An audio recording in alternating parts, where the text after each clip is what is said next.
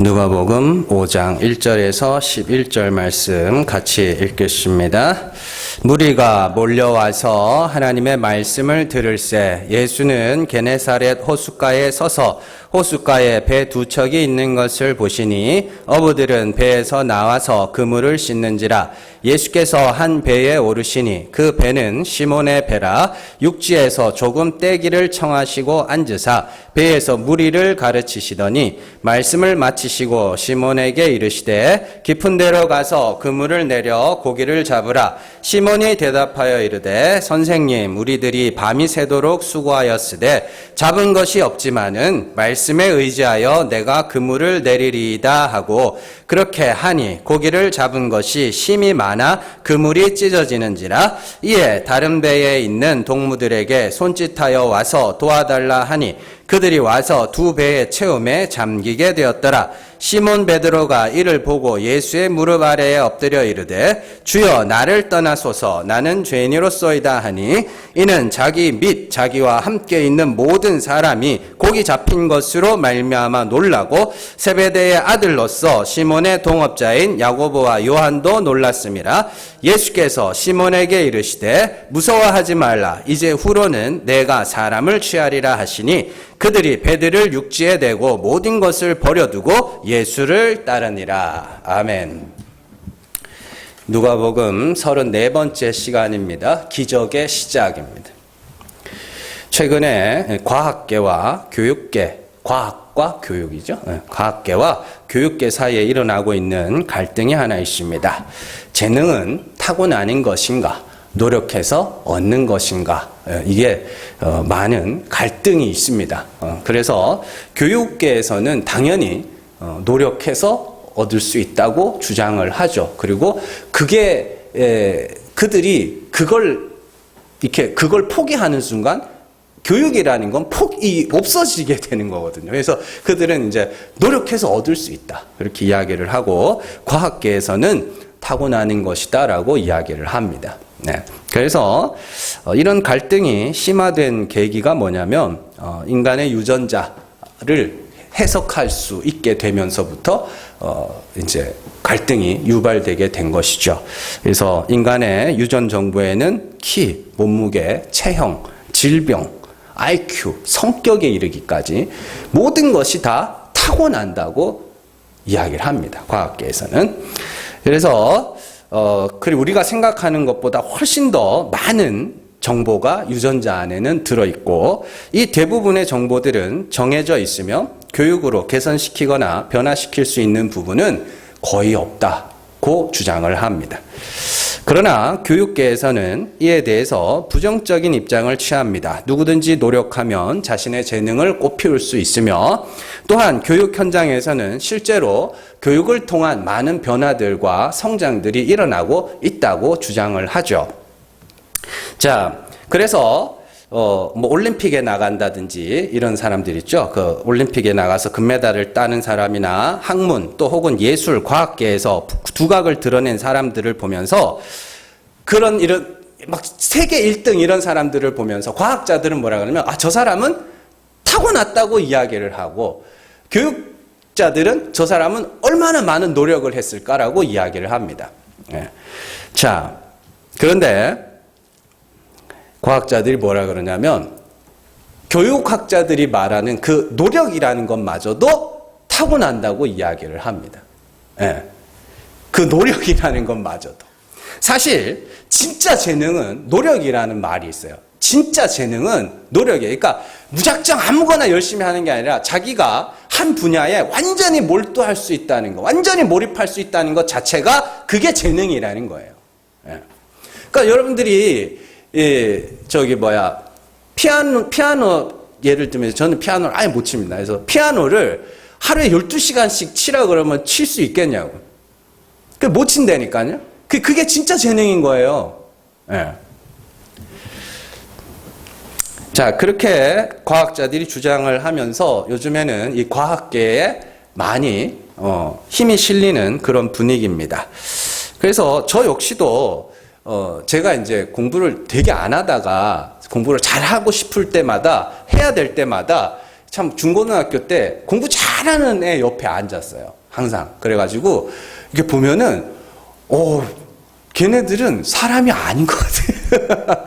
중학교 때 저희가 이제 전국에서 1등, 2등 하던 애가 있었어요. 저희 반에. 그래서 걔는 아침에 딱 오잖아요? 그러면 집에 갈 때까지 일어나질 않아요. 책상에서. 계속 공부하는, 쉬는 시간에도 하는 거예요. 대학교 때도 마찬가지였어요. 걔 이제 서울대 간 친구인데 계속 공부해요. 그래서 자기는 딱 아침에 와가지고 화장실 가는 시간도 정해놨어. 점심시간에 한 번, 저녁시간에 한 번, 이렇게. 그 참는 거예요. 참아가면서 공부를 하는 거예요. 그래서 그게 진짜 재능인 거예요. 옆에서 볼 때는. 자. 근데 문제는 뭐냐면 우리는 우리의 유전자에 어떤 정보가 들어있는지 모른다는 사실입니다. 우리는. 그래서 사람들은 자기가 남들보다 더 몰입할 수 있고 노력할 수 있는 것을 일찍이 찾아서 그것을 위해서 최선을 다하라 라고 이야기를 합니다. 애초에 어떤 한 분야에 정말 몰입할 수 있다는 것은 그것 자체가 타고났다라는 이야기입니다. 그래서 또한 여러분들이 기억해야 되는 건 타고난 재능이 있다고 해서 무조건 그 분야의 최고가 된다고 생각해서는 안 됩니다. 우리가 올림픽 같은 거 보면 세계에서 등수가 1등에서 20등 정도밖에 없는 것 같지만 많은 등수가 있습니다. 그래서 오를 수 있는 만큼 오르면 최소한 굶어 죽지는 않는다. 그렇게 이야기도 합니다. 사실은 노력하는 과정 자체를 즐기는 겁니다. 어렵게 생각할 거 없어요. 여러분들 사고 싶은 물건이 있잖아요. 그 사고 싶은 물건이 있을 때 언제 제일 기분이 좋냐면 사러 갈 때. 네, 사러 갈 때 그때 기분이 제일 좋아요. 사고 나면 생각보다 기분이 안 좋습니다. 왜냐하면 이제 이게 사람의 그 쾌감에 관계된 호르몬이 있어요. 도파민이라고. 요게 언제 이게 분비되기 시작하냐면 상상할 때. 그거를 내가 만약에 뭘 사본 적이 없어가지고 최근에 갖고 싶은 것도 없네. 큰일 났네. 하여튼 제가 뭐 갖고 싶은 게 있다고 치자고요. 그래서 그거 사러 갈 때 있죠. 그때 여성분들 잘 알 거 아닙니까? 물건 받을 때가 좋아요. 쇼핑할 때가 좋아요. 쇼핑할 때가 좋아요. 왜냐하면 그게 이제 가지고 싶다는 그게 도파민이거든요. 그게 이제 가지고 나면 끝나버려요. 분비가 안 돼요. 그래서 가지고 나면 사람이 이제 재미가 없어진다고 이야기를 하죠. 자, 어쨌든 그렇다면 우리의 신앙생활은 노력일까요? 타고나는 걸까요? 100% 타고나는 겁니다. 왜냐하면은 성경에서는 창세전에 이미 택하심을 받은 자들이 있다고 이야기하기 때문입니다. 또 그들을 미리 아신 자들이라고도 부르죠. 그런데 성경을 알지 못하는 사람들을 오해하는 것 중에 하나가 택함 받은 사람들은 남들보다 뛰어난 사람이라고 생각을 합니다. 그래서 영화 같은 거, 소설 같은 거, 고대 신화나 설화나 이런 것들을 보면 택함을 받았다. 신의 선택을 받았다. 이런 표현들이 나오거든요. 그 사람들은 다 뭐냐면 엄청 강해요. 엄청 강하거나 엄청 똑똑하거나 이런 사람들입니다. 그런데 성경이 말하는 택함 받은 자들은 엄청 어리석고 엄청 약한 사람이에요. 진짜요. 네. 자, 신명기 7장 7절 같이 읽습니다. 여호와께서 너희를 기뻐하시고 너희를 택하심은 너희가 다른 민족보다 수요가 많기 때문이 아니니라. 너희는 오히려 모든 민족 중에 가장 적으니라. 이 원어로 좀 봐야 되는데 하나님이 너희를 택하신 이유는 제일 적기 때문에, 모든 민족 중에 제일 적기 때문에 택했다. 그런 이야기라. 그래서 성경이 말하는 택함을 입은 자들은 남들보다 훨씬 더 하나님만 의지하는 자들입니다. 절대 의존적 존재. 그들이 택함 받은 자들입니다. 하나님을 의지한다는 걸 여러분들이 잘 이해를 하셔야 됩니다. 내가 할 수 있는 게 아무것도 없다는 뜻입니다. 그래야 하나님을 의지한 절대 의존적 존재는 그런 겁니다. 예수님이 그에 대해서 잘 설명을 했죠. 너희가 이 어린아이, 파이디온, 애기입니다. 이 어린아이와 같이 되지 않으면 결단코 천국에 들어갈 수 없는, 그건 절대 의존적 존재, 하나님의 은혜, 주의 긍휼하심만을 바라는 그 자들만 천국에 들어갈 수 있고 그 자들이 택함 받은 자들이다. 이렇게 이야기합니다. 자, 고린도전서 1장 27절에서 29절 같이 읽습니다. 그러나 하나님께서 세상에 미련한 것들을 택하사 지혜 있는 자들을 부끄럽게 하려 하시고 세상에 약한 것들을 택하사 강한 것들을 부끄럽게 하려 하시며 하나님께서 세상에 천한 것들과 멸시받는 것들과 없는 것들을 택하사 있는 것들을 패하려 하시나니 이는 아무 육체도 하나님 앞에 자랑하지 못하게 하려 하심이라. 아멘. 여기서 하나님의 택하신 자들이 어떤 자들이에요? 미련한 자들, 약한 자들, 없는 자들, 어리석은 자들, 이런 자들이 정확하게 그 이야기잖아요. 그러니까 막 고대 신화에 나오는 신의 선택을 받은 자들은 막 힘도 세고 강하고 막 이런 사람들인데 성경이 말하는 택함 받은 자들은 아주 그냥 형편없는. 정확하게 말씀드리면 택하신 자들은 이 땅에서 그렇게 살아가게 된다라는 뜻입니다. 왜냐하면 하나님이 그들을 구원하심으로 하나님의 은혜의 풍성함을 나타내기 위함이며 하나님 앞에서 스스로 강하다 하는 자들을 부끄럽게 하려 하심이다 라고 이야기를 하죠. 구약의 이스라엘이건 신약의 교회건 간에 하나님이 택하신 자들은 항상 부족하고 연약한 사람들입니다. 그래서 하나님이 택하신 자들이 제일 잘하는 게 뭐냐? 기도예요. 제일 잘해야 되는 게 기도입니다. 기도는 뭐 어려운 거 아니에요. 하나님 앞에 일러 바치는 겁니다. 시편을 읽어보면은 다윗의 시편이 이제 거의 주를 이루잖아요. 이게 보면은 얘는 지가 할 수 있는 게 하나도 없나? 그런 생각이 들어요. 얼마나 찡찡거리는지 제가 이렇게 시편 지금 요즘에 읽고 있거든요. 보면 뭔 말만 하면 뭐 찡찡찡찡찡찡찡찡 매 전부 그 내용이에요. 전부. 하나님 나 좀 봐주세요. 제가 때려요. 뭐 이런 거거든요. 그 보면 얘는 이상하네. 그런 생각이 드는 거예요. 그러니까 시편을 너무 멋있게 읽지 마세요. 여러분들 진짜 냉정하게 보면 사람이 얼마나 찡찡거리는지 옆에 그런 사람 하나 있으면 좀 네가 좀 하라고 그럴 것 같아요. 그래서 시편을 보면 정말 아무것도 할 수 없는 사람처럼 매일 울고 매일 일러 바치다가 찬송하면서 끝나요. 그런데 이것이 택함을 입은 자들의 삶입니다. 택함을 받지 못한 자들은 나름대로 의지할 것이 많아요. 돈도 있고 주변에 사람도 있고 가진 재주도 있어서 굳이 하나님을 찾지 않고 스스로 돌파구를 찾으려고 합니다. 택하심을 받은 성도들은 의지할 것이 하나님밖에 없도록 하나님이 몰고 가셔요. 그런데 중요한 것은 제가 시편을 이야기를 하면서 찡찡거리다가 찬송으로 끝난다 그랬죠. 그죠? 그건 뭐냐? 하나님이 들어주셨다는 겁니다. 그것이 신앙생활하는 재미죠. 재미. 그래서 여러분들이 한 가지 기억하셔야 될 것은 하나님이 기도한다고 다 들어주시지는 않지만 기도 안 하면 아무것도 안 들어주셔요. 그거는 하나는 확실합니다. 기도를 너무 특별하게 생각하지 마세요. 왜냐면 뭐 어떤 자세로 하고 뭐 몇 시간을 하고 몇 분을 그런 거에 너무 얽매이지 마시고 그냥 하나님 앞에 이야기하는 거예요. 넋두리 하는 거예요. 진짜로 말 그대로 찡찡거리는 겁니다. 하나님, 내가 이런데 뭐 어려워요, 그게? 사람들 앞에서도 하는 거 아닙니까? 근데 그 사람들 앞에서 해봐야 그 사람들이 할 수 있는 건 뭐예요? 들어주는 것밖에 없잖아요. 그나마도 들어주면서도 유세 떠는 게 인간들인데.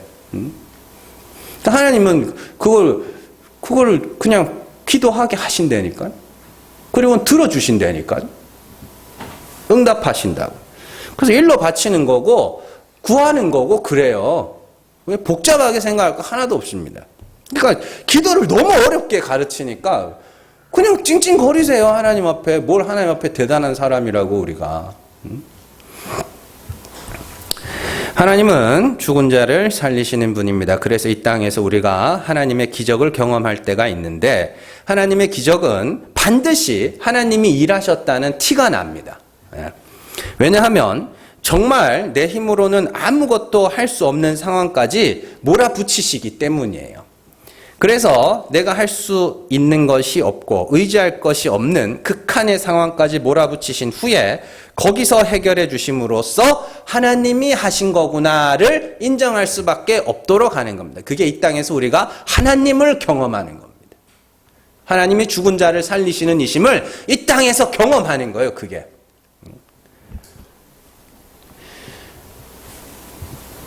오늘 우리 교회에서 지금 무슨 일이 일어나고 있는지 잘 모르시죠?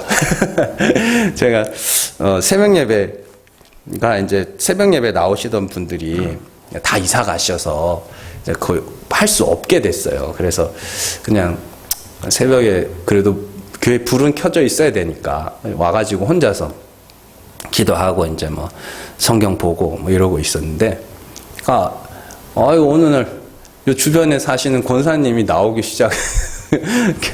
계속 나와요. 그래서 지금 새벽 예배 하고 있어요. 그래서 제가 이렇게 보면서 이게 지금 뭔 일이 있을래나 보다. 혼자서 그런 생각을 하는 거예요. 하나님이 뭔가를 일을 하실래나 보다.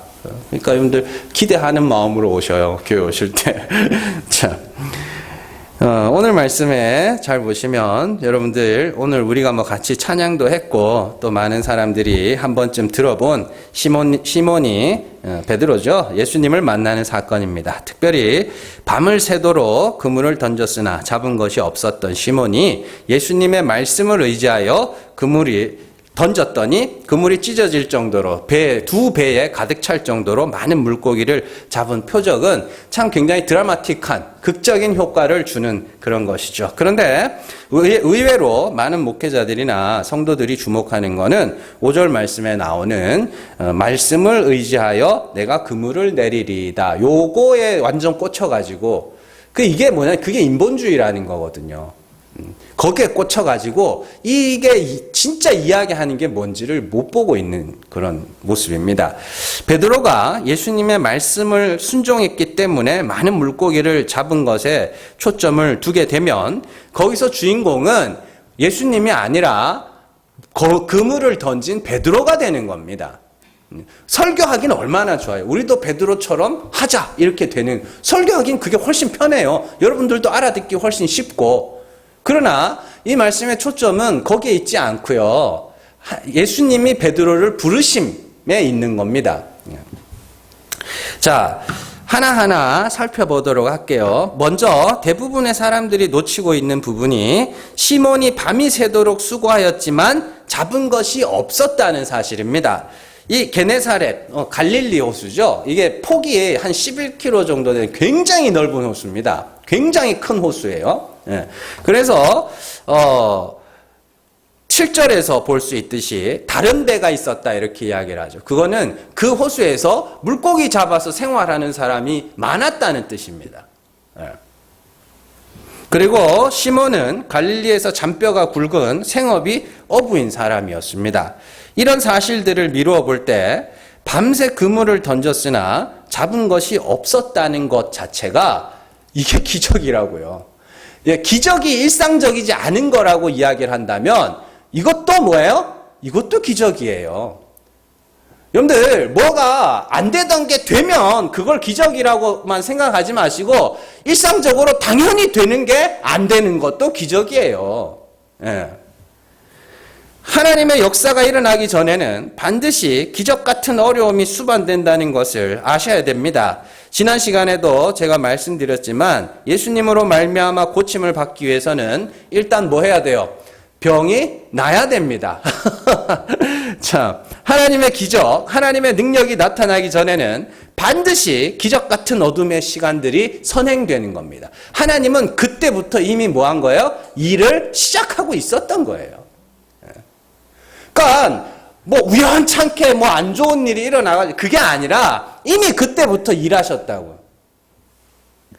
하나님은 무작정 기도하라고 하지 않으시고 기도할 수밖에 없는 상황을 연출을 하십니다.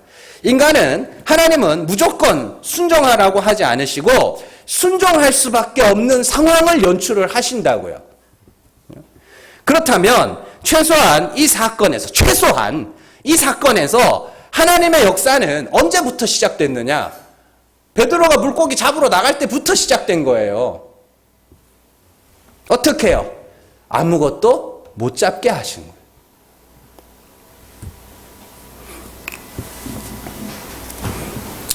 신앙생활을 막 시작하는 사람들이 자주 경험하는 하나님의 기적 중에 하나가 이제 병고침을 받는 거죠. 그죠? 그래서 병고침 받아서 예수 믿게 됐다라고 말씀하시는 분들이 생각보다 이제 많이 있습니다.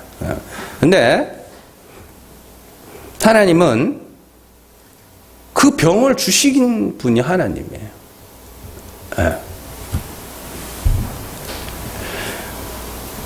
하나님께 기도하여 병 고침을 받았다는 것은 최소한 그 병이 시작될 때부터 하나님이 일하기 시작했다는 뜻입니다.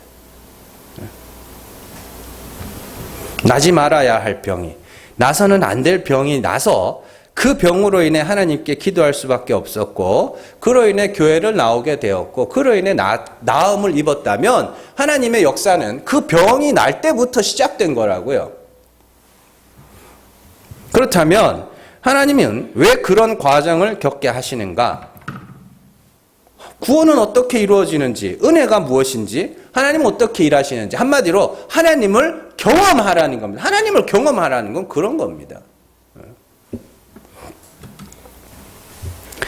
오늘 말씀에 시몬의 상황이 그런 상황입니다. 전문적인 어부가 물고기가 많은 호수에서 밤새 한 마리도 못 잡았다는 것은 하나님이 그때부터 일하셨다.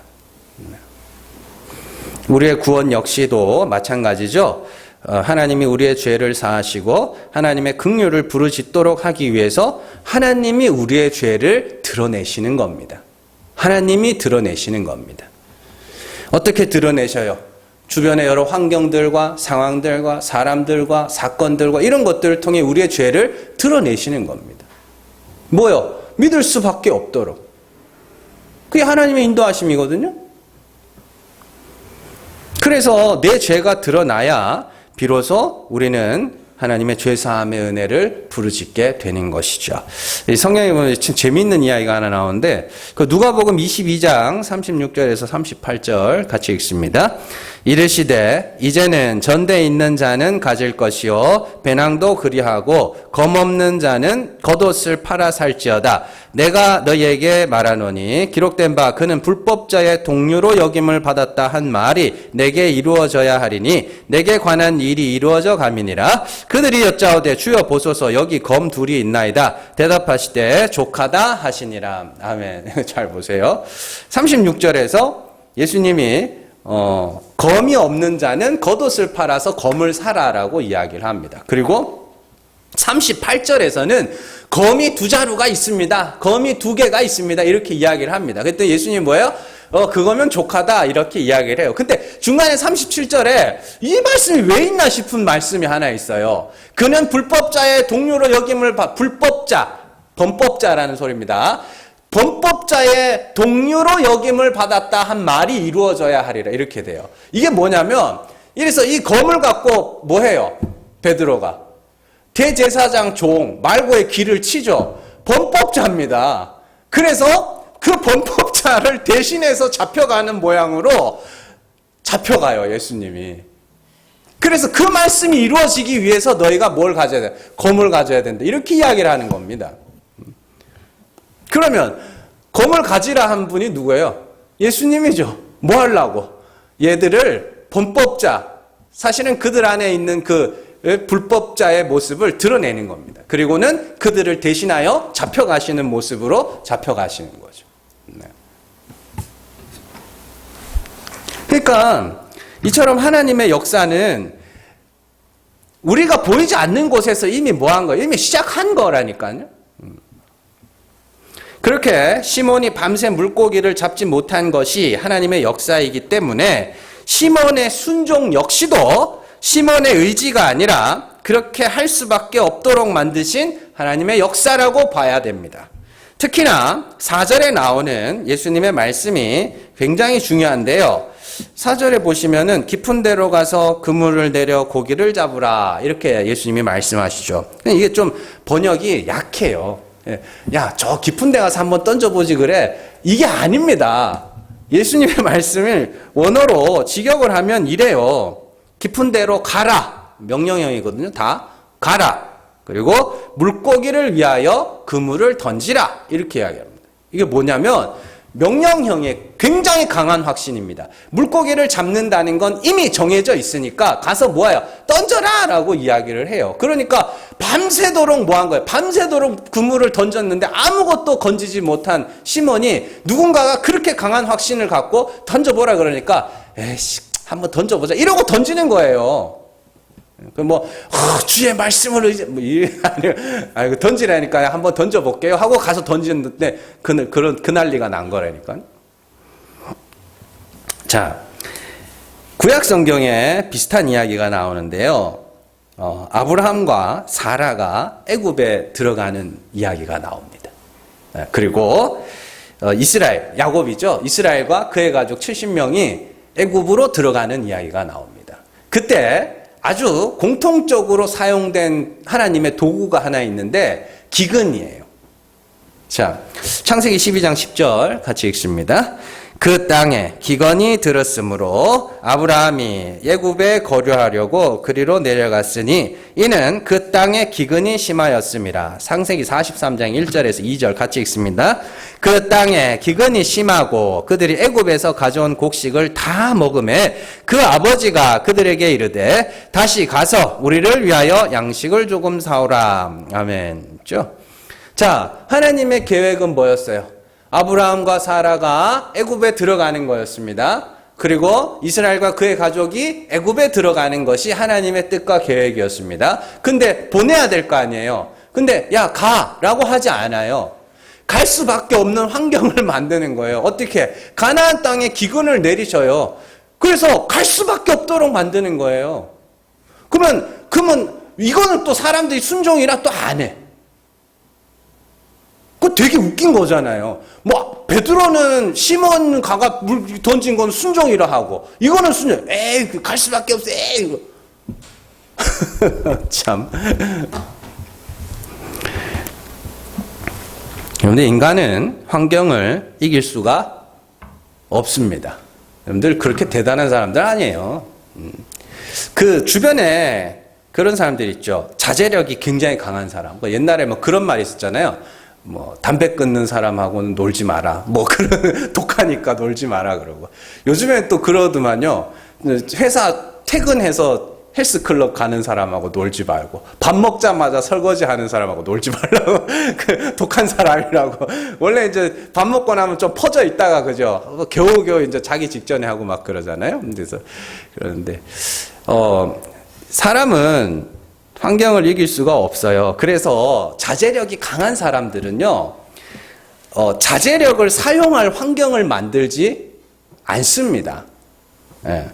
예를 들어서 이런 것이죠. 술을 끊고 싶은 사람은 뭐부터 끊어야 되냐면 술 친구부터 끊어야 돼요. 예. 그래서 이 인간들이 자기 자제력을 너무 과하게 믿는 사람들이 어떤 사람들이냐면 자기는 가도 안 먹을 수 있다는 거예요. 아닙니다. 일단 섞였다 그러면, 그러니까 사람들이 자제력을 뭐라고 생각을 하냐면 한 번, 두 번, 세 번, 네 번 이렇게 자제력을 생각하는데 시간으로 시간으로 판단을 해야 돼요. 시간으로. 몇 분을 참을 수 있느냐, 몇 분을 참을 수 있느냐. 그래서 자제력이라는 건 시간으로 계산해요. 그리고 여러분들의 자제력은 30분이 채 넘지 않습니다. 그래서 친구들, 이제 오늘은 가가지고 앉아만 있어야지, 술을 안 먹어야지, 30분 못 버텨요. 그래서 집에서 공부하려고 그런다. 그럼 제일 먼저 뭐 해야 돼요? 텔레비전부터 치워야 돼요. 근데 안 하잖아. 자제력. 밖에서 엄마 아빠가 텔레비전 봐도 너는 방에서 공부해야 될 거 아니냐. 자기도 못하면서 애들을 시켜요, 그걸. 그러니까 환경을 못 이긴다니까. 그러니까 하나님이 움직일 수밖에 없는 환경들을 조성을 하시는 거예요. 아브라함과 사라도 그러고, 또 뭐예요? 야곱과 그의 70명의 가족들도 그러고, 다 마찬가지입니다. 성경 잘 보세요. 하나님이 움직이게 하실 땐 움직일 수밖에 없도록 하셔요. 애굽도 마찬가지 아닙니까? 애굽에서 모세도 40살에 막 자기 객기 부리다가 도망갈 수밖에 없도록 만드신다니까요.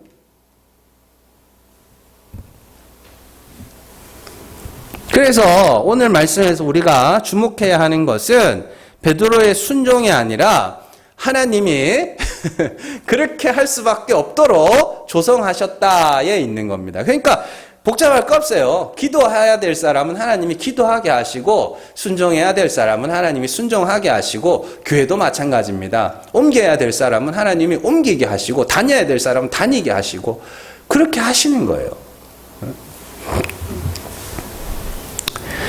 자, 이처럼 베드로가 밤새 물고기를 못 잡는 것부터 하나님이 역사하시고, 그 일로 인해서 순종할 수밖에 없도록 하신 후에 예수님이 말씀하시자 많은 물고기를 잡게 됐습니다. 그런데 그 많은 물고기를 잡은 베드로가 예수님에게 와서 굉장히 의외의 반응을 보입니다. 물고기를 많이 잡았으면 뭐 해야 돼? 우와, 만선이다! 그러고 막 그래야 될 거 아닙니까? 근데 와가지고 하는 소리가 뭐냐면, 주여 나를 떠나소서 나는 죄인이로소이다. 이렇게 돼요. 왜 그랬을까요? 여러분들이 본받아야 되는 건 이걸 본받으셔야 되는 거예요. 본받으려면 이걸 본받으셔야 된다고. 대부분 기적을 경험한 성도는 크게 두 가지 반응을 보입니다. 첫 번째는 뭐냐면 자기에게 기적이 일어난 것을 보면서 그 기적에 대해서만 좋아하는 거예요. 그걸 그냥 하나의 사건으로만 보는 거예요. 그래서 병이 고침을 받거나 자녀들이 잘 되고 기도가 응답되면 대부분의 성도들이 그냥 그것만 기뻐하는 거예요.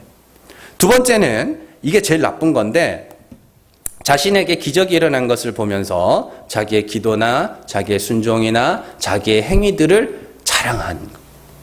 내가 기도했더니 하나님이 들어주셨다. 내가 순종했더니 하나님이 들어주셨다. 여기에 머물러 있는 거예요. 이게 제일 안 좋은 거예요. 그런 말을 듣고 있다 보면 저 사람들이 하나님께 감사하는 것인지 자기의 신앙의 행위를 자랑하고 있는 것인지 헷갈릴 때가 있어요. 그런데 시몬의 경우는 좀 다릅니다. 자기 앞에 있는 이가 하나님이라는 사실을 알게 되자. 이건 하나님이 하신 일이잖아요. 그래서 잘 보시면은 그 9절과 10절 한번 보세요. 9절과 10절 말씀 보시면, 자, 베드로가 예수님 앞에서 나를 떠나소서 나는 죄인이로소이다 했어요. 9절에서 이는 왜냐하면 자기와 및 자기와 함께 있는 모든 사람이 고기 잡힌 것으로 말미암아 놀라고 세베대의 아들로서 시몬의 동업자인 야고보와 요한도 놀랐기 때문이야. 이게 뭔 말인지 이해가 되세요? 그들이 놀랐는데 왜 주여 나를 떠나소서라고 하냐고. 이게 뭐냐면 누가 봐도 이건 하나님이 하신 일이에요. 누가 봐도 이건 하나님이 하신 일이에요. 그러니까 뭐 하는 거예요? 그 하나님 앞에서 딱 섰더니 죄가 드러나는 겁니다. 저 뭔 말인지 아시겠어요? 여러분들 백화점 1층에 가면 뭐가 많아요? 백화점 1층에 가면 거울이 많아요. 전신 거울이. 왜 많아요? 최대한 초라하게 보이려고. 그래서 뭐 하라고요? 사라고. 좀 꾸미라고. 반대로 카지노에 가면 뭐가 없어요? 거울, 시계, 창문이 없습니다. 왜요? 막 몇 시간씩 노름하고 나면 사람이 이렇게 인상이 변해 있거든요. 눈 시뻘개가지고 정신 못 차려요. 그거 보지 말라고. 그런 거예요. 자, 하나님 앞에 섰어요. 여러분들 하나님 앞에 섰어요. 여러분들 제일 먼저 뭐가 드러나야 되냐면 여러분들 죄가 드러나야 돼요. 지금 시몬이 보이고 있는 게 그건 아니에요. 내 앞에 있는 이가 하나님의 아들, 하나님의 대언자. 어쨌든 눈에 보이는 형상은 예수님은 사람이니까 어쨌든 하나님이 보내신 사람이에요. 그걸 알게 되자 그 앞에서 뭐가 하냐면 자기 죄가 드러나는 겁니다. 그러니까 여러분들이 기적을 경험했어요. 하나님이 있음을 알게 됐어요. 하나님이 내한테 역사했음을 알게 됐어요. 그 다음 반드시 여러분들의 죄가 드러나야 됩니다. 그 앞에서. 에베소서 5장 13절 말씀 같이 읽습니다. 그러나 책망을 받는 모든 것은 빛으로 말미암아 드러나나니 드러나는 것마다 빛이니라. 아멘. 빛이 뭐예요? 하나님이에요. 그러니까 기적에만 멈춰가지고 와 좋은 일이 일어났어 와 이게 아니라 하나님의 역사하심을 안다면 그 앞에서 내 부족함과 연약함과 내 죄가 드러나는 게 정상입니다. 이거는 정말 더 잘 보여주는 말씀이 이사야 6장에 나오죠. 이사야 6장 5절 말씀 같이 읽습니다. 그때에 내가 말하되 화로다 나여 망하게 되었도다. 나는 입술이 부정한 사람이요 나는 입술이 부정한 백성 중에 거주하면서 만군의 여호와이신 왕을 배웠음이로다 하였더라. 아멘. 있습니다. 이사야가 성전에 들어갑니다. 성전에 들어갔더니 하나님의 영광이 나타나면서 스랍이라고 되어 있죠. 어쨌든 천사가 나타나고 하나님의 영광이 거기에 드러납니다. 하나님 앞에 서게 된 거죠. 그때 제일 먼저 보였던 반응이 뭐냐면 주여 나는 죄인이로서.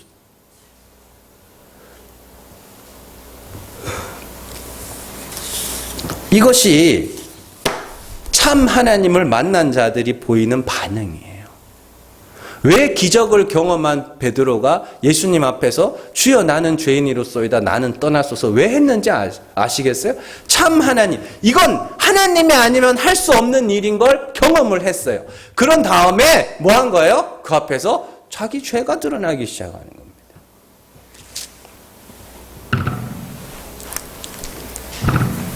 그래서 성도는 기적을 통해서 신앙생활을 시작하게 되고 그 후에는 기적을 통해 만난 하나님 앞에서 자신의 죄를 인정하는 자로 한 걸음 나가고 그 후에 세상에 보내심을 받아 하나님의 복음을 전하는 자로 또 한 걸음 나가게 됩니다. 그래서 예수님이 뭘로 말씀하셨어요? 내가 이제는 사람을 낫게 해줄게 라고 이야기를 하시는 거죠. 그건 이제 다음 주에 우리가 살펴볼 겁니다.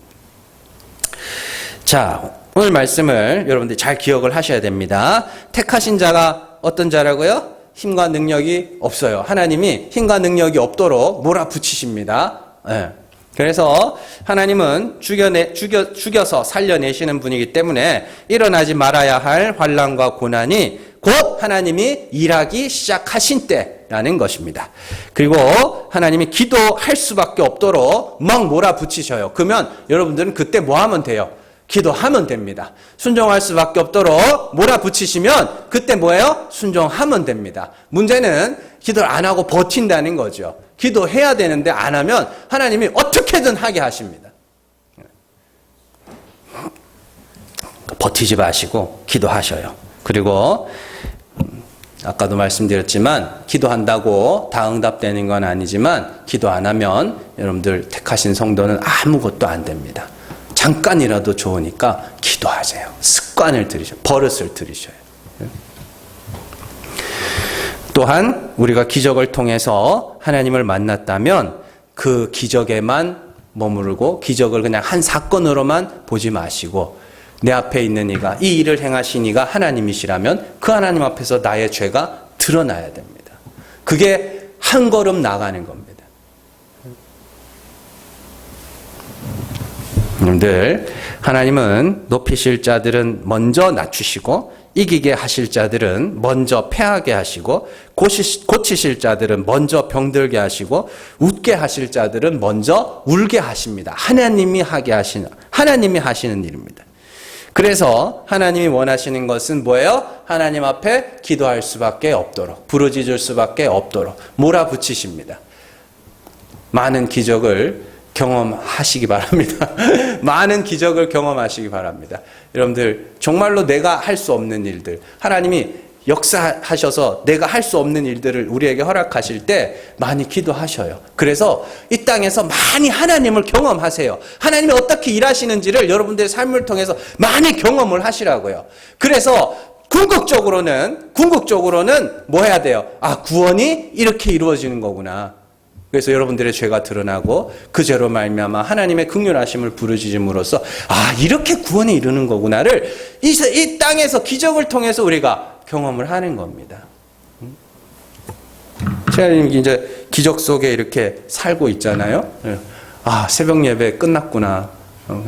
한편으로는 조금 마음이 편했어요. 왜냐하면은 너무 좋더라고. 와가지고 혼자서 기도하고 혼자서 성경 보내. 너무 좋더라고요. 그래서 와가지고 권사님 와가지고 가서 처음에 안 하려고 그랬거든요. 설교도 예배도 안 드리려고 기도하고 가시라고 그러려고 했는데 대뜸 그러는 거예요. 말씀 좀 주시면 안 되겠냐고.